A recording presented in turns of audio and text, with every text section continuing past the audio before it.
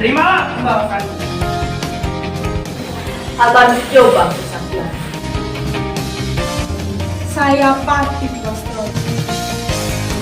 Dan ini Tumenggung Kuntolo. Kisanak sendiri siapa? Saya Patih Negara Medang Agung, Patih Jokopuri. Ratu Dewa Anarkes kemana ya rakyat?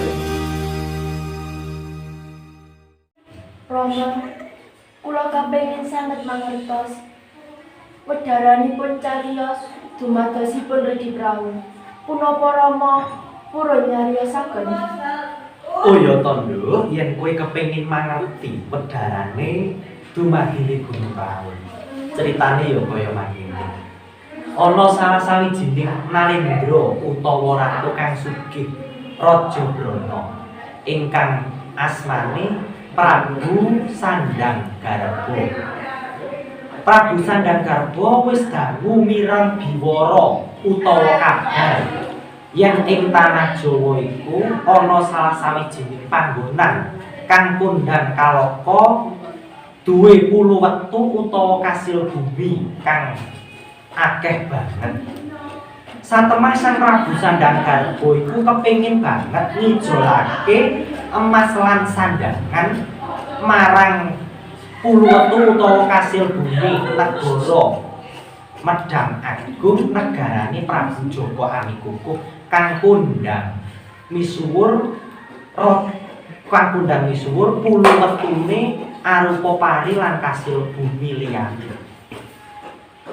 Prabu Sandanggarba utusan marang Narapraja ngaturake apa kang dadi sedyane Prabu Sandanggarba. Narapraja mau tindak ana negara Medang Agung kepapat patih negara Medang Agung, Patih Jokopuri, patihe Prabu Joko Amikukuh. Permisi Kisanak, apakah benar tempat yang subur ini bernama Negara Medang Agung? Iya benar, ini adalah Negara Medang Agung. Sebelumnya saya meminta maaf. Saya ingin bertanya kepada Kisanak berdua. Kisanak ini siapa? Sepertinya saya belum pernah bertemu dengan Kisanak. Tentu saja jika Kisanak belum mengenal kami. Kami dari Kerajaan Atas Angin. Saya Patih Wastrolu dan ini Tumenggung Kuntolo. Kisanak sendiri siapa? Saya Patih Negara Medang Agung, Patih Jokopuri. Ada perlu apa Kisanak berdua datang kemari? Kami berdua datang ke Negara Medang Agung diutus oleh Raja kami, Prabu Sandanggarba, untuk meminta masyarakat Negara Medang Agung agar berkenan menukarkan hasil bumi Negara Medang Agung dengan emas dan pakaian yang kami bawa dari Kerajaan Atas Angin. Bagaimana? Apakah Kisanak menyanggupi keinginan raja kami tersebut? Maaf Sang Patih, saya belum bisa memberikan keputusan itu sekarang karena saya tidak membicarakan hal ini kepada yang berwenang, yaitu Prabu Joko Amikukuh. Dan lagi pula hasil panen Negara Medang Agung juga belum dilaksanakan. Wah, saya sebagai utusan raja sangat malu jika saya pulang tidak membuahkan hasil. Oleh karena itu, jika kau tidak berkenan menukarkan hasil padi dengan emas dan pakaian yang kami bawa dari Kerajaan Atas Angin, maka hasil bumi Negara Medang Agung akan kami bawa secara paksa. Sombong sekali, kalian ingin membawa hasil bumi Negara Medang Agung jika kau dapat melampaui kesaktianku. Akan kucoba kesaktianmu. Di dalam dapur kerajaan, para abdi dalam keparak sibuk mempersiapkan hidangan untuk Prabu Sandanggarba. Dengan penuh rasa ikhlas, mereka semua mengabdikan diri untuk melayani sang raja. Peperangan pun akhirnya terjadi dengan sangat ramai. Ketiga punggawa tersebut saling beradu kesaktian. Patih Wastrolui dan Tumenggung Kuntolo Bau kalah, lalu pergi ke Negara Atas Angin untuk menghadap Prabu Sandanggarba. Patih Wastrolui, bagaimana? Apakah rakyat Negara Medang Agung bersedia menukar hasil buminya berupa padi dan hasil bumi lainnya dengan emas dan pakaian yang kau bawa dari Negara Atas Angin? Mohon maaf Gusti Prabu, perkenankanlah hamba untuk bercerita terlebih dahulu tentang keadaan Negara Medang Agung. Baik, segera ceritakan. bagaimana keadaan negara Medang Agung? Gusti Prabu, ternyata memang benar. Negara Medang Agung adalah negara yang amat subur dan mempunyai hasil bumi yang melimpah. Malah dalam waktu dekat ini mereka akan mengadakan pesta panen raya. Lalu, bagaimana dengan keinginanku? Apakah rakyat Medang Agung menyetujuinya? Mohon maaf Gusti Prabu, saat kami berdua tiba di negara Medang Agung, kami bertemu dengan patih negara Medang Agung, Patih Jogopuring.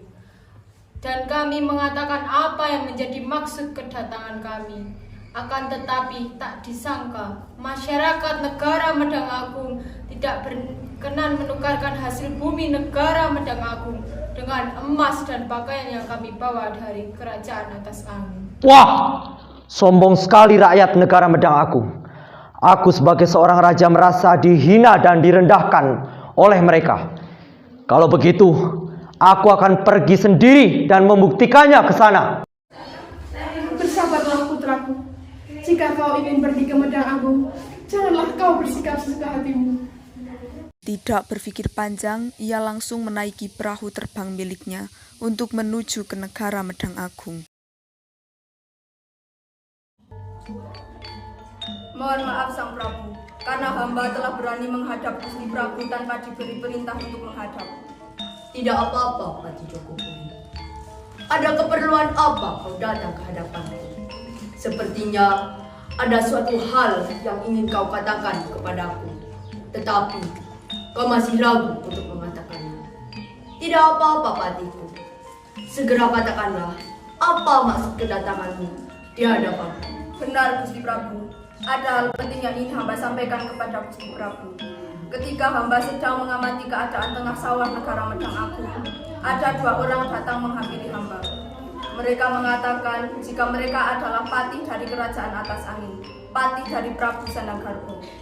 Tujuan mereka datang kemari adalah untuk menukar emas dan pakaian yang mereka bawa dari kerajaan atas angin dengan hasil bumi negara Medang Agung.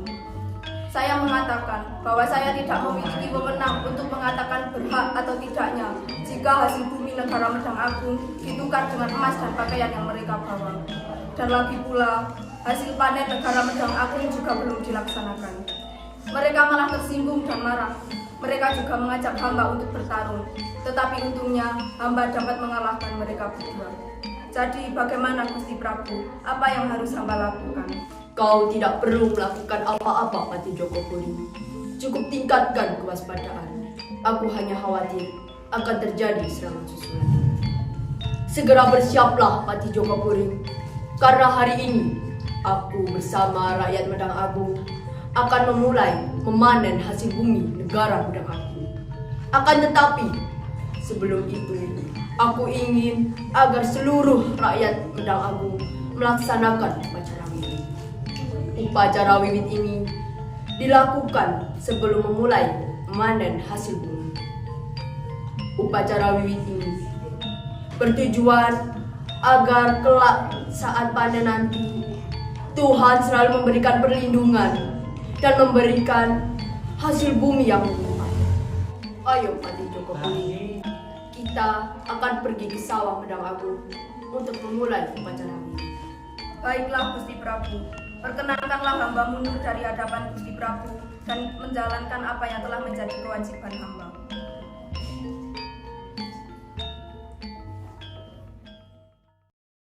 Saya sangat bersyukur dengan hasil panen kita tahun ini. Iya benar sekali, tapi jangan sampai lupa kita juga harus bersyukur kepada Yang Maha Kuasa yang telah memberikan anugerah ini. Bagaimana kalau hari ini dengan mengucapkan rasa syukur dan juga kita senantiasa berdoa kepada Yang Maha Kuasa, bagaimana kalau hari ini kita bersenang-senang dengan beradu kepintaran menyanyikan lagu daerah yang ada di Tanah Jawa ini. Jadi tidak hanya bersenang-senang, tetapi kita juga ikut menjaga kokoh berdirinya seni budaya warisan leluhur kita. Kewajiban kita yaitu menjaga, melestarikan dan mengembangkan budaya yang adiluhung warisan nenek moyang kita. Ayo semuanya berkumpul dan kita semua menari. Saya akan menyanyikan sebuah lagu yang bertemakan budaya agraris, yaitu Lumbung Desa. Ayo.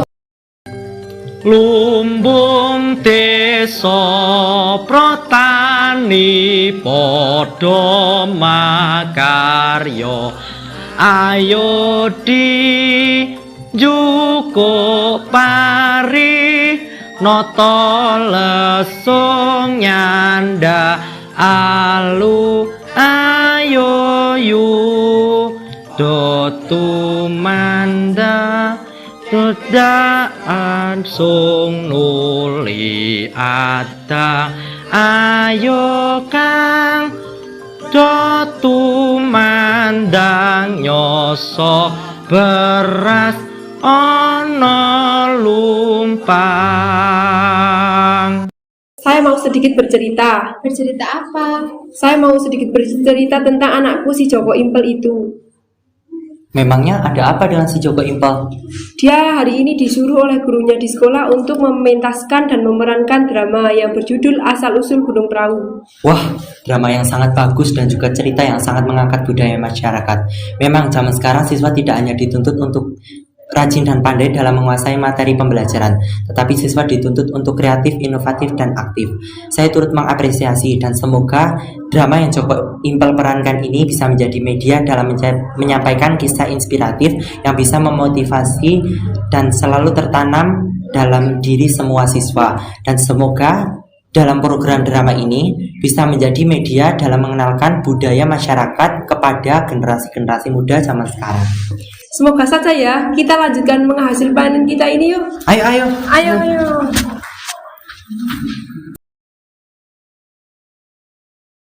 Perahu terbang Prabu Sanangkarbo yang bernama Perahu Tumpuk Angin telah sampai di negara Medang Agung.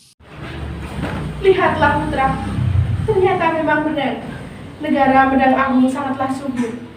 Hasil panen berupa padi tertata rapi menjulang tinggi. Itu bukanlah hasil panen berupa padi yang ditumpuk, Ibu. Itu hanyalah sebuah bukit. Tiba-tiba langit menjadi gelap, dan karena kesaktian Prabu Sanangkarbo, maka terjadilah ucapan Prabu Sanangkarbo tersebut. Tumpukan padi yang menjulang tinggi berubah menjadi sebuah bukit. Apakah benar yang dikatakan oleh Pangeran Sinagoro itu? Coba akan aku buktikan. Itu bukanlah sebuah perahu terbang, tapi itu adalah sebuah gunung. Karena Prabu Joko Amikukuh juga sangat sakti, maka terjadilah ucapan Prabu Joko Amikukuh tersebut. Seketika perahu yang dinaiki Prabu Sanangkarbo dan Dewi Gerbowati jatuh ke tanah dan berubah menjadi gunung yang berbentuk seperti perahu terbalik, yang hingga saat ini bernama Gunung Perahu. Lijo apa, Ger? Lijo apa? Ibu sudah mengatakan bahwa di bumi kedua kau jangan bersikap sesuka hatimu. Sekarang lihatlah apa yang terjadi. Perahu yang kita naiki berubah menjadi gunung. Suara apa itu?